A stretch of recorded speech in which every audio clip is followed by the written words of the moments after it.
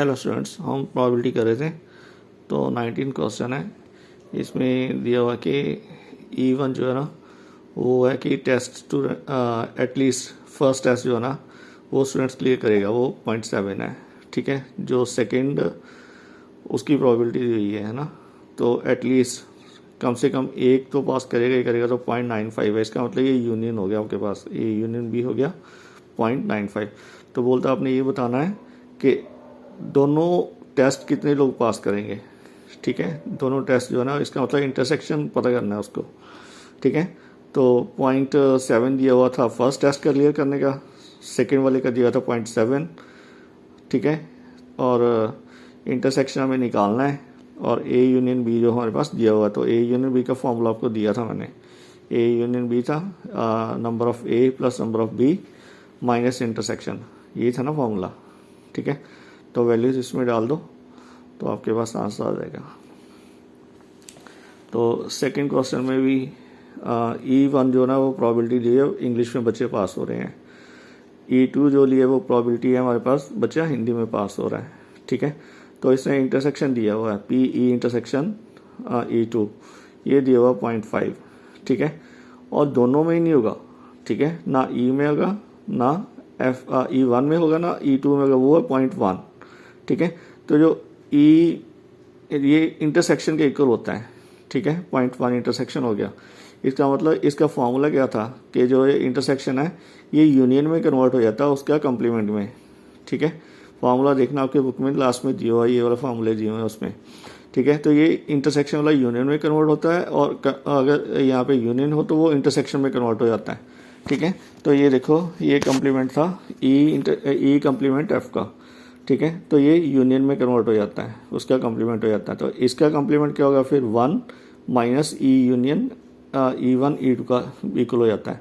ठीक है, तो इसका complement 1 minus E1 union E2 हो जाएगा। ठीक है, तो ये 0.1 दिया हुआ हमारे पास, तो ये 1 दिया हुआ है 1 माइनस E है ना इसका, तो इसका फॉर्मूला एक्सपेंड कर देते हैं। ठीक है, E यूनियन E1 E2 का पता ना, ए यूनियन बी का number of A plus number of B minus intersection. A हमारे पास दिया हुआ है, इंटरसेक्शन दिया हुआ है, तो E2 हमें निकालना है। ठीक है, तो ये 0.1 इधर ऑलरेडी हमारे पास गिवन है, वहीं से चलता आ रहा है, देख लो, वही फॉर्मूला कंटिन्यू करा मैंने। ठीक है, तो ये दोनों वैल्यूज माइनस हो जाएंगी, तो 0.25 रह जाएगा इसका। ये 0.5 इसको रीड करना ना, पता ना माइनस करना 0.50 के इक्वल होता है ये वाला, तो 2.25 बचेगा। इसमें से 1 माइनस कर दो, 0.75 हो गया।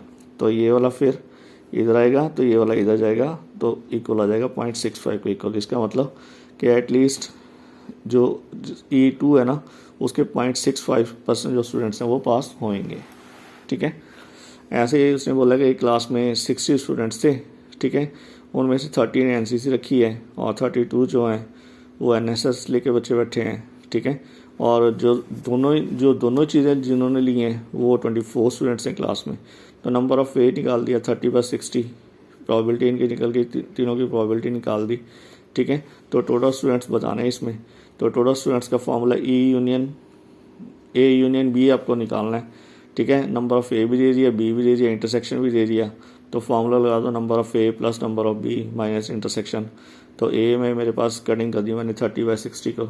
ठीक है, 1/2 आ गया, इसकी कटिंग कर ली है। ठीक है, तो ये मेरे पास कैलकुलेट करूँगा ए प्लस बी माइनस इंटरसेक्शन, तो ये आके 19/11 कुछ के 19 है शायद, है ना। ठीक है, तो उसके बाद वो चाहता है कि दोनों में से कोई भी नहीं हुआ। ठीक है, नाइदर E नॉर F।